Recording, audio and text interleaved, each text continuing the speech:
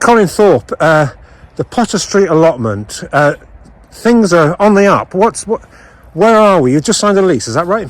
That's right, yes. We're undertaking a lease for 5 years with Harlow District Council to turn what was a derelict allotment into a community garden, which also has allotments for rent. Was it a complicated process? It's been a long drawn out process. We started in April and it's still ongoing. But I mean, you've now signed a lease, so yes, that bit's been done, the bureaucracy been done, but what's next? What are the next steps? Well, the next step is what we would ideally like is to put some sort of shelter on the site for our volunteers, and also sort of thing to attract other people to the site to make it a fully used community garden for the people of South East Harlow. Our cutaway shots will show it. This is a big area. How many plots are here?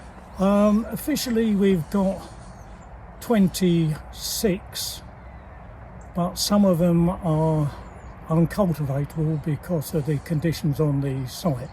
So they will be turned into a wildlife area and a wetlands to cope with all the other animals and birds which we've got on site. Because we've just walked down there, or squelched down there. The birds are here, there's bushes, so that gets preserved?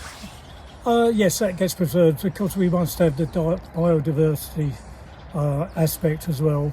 So we intend to plant flowers which will support bees and other sorts of wildlife, because we need the pollination.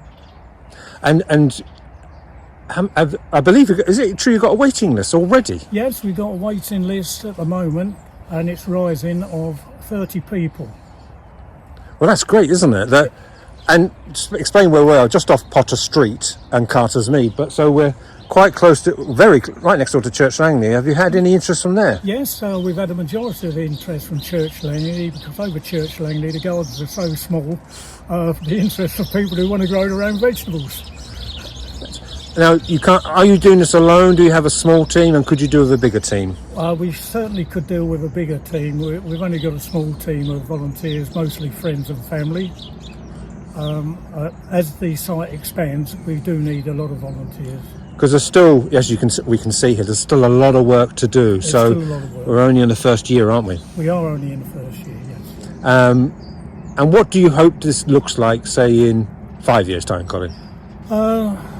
Well, in 5 years' time, I would hope sort of thing it would be on par with plant pots and wellies, where we're able to produce food for free, which we have been doing via the church on a bi-weekly basis.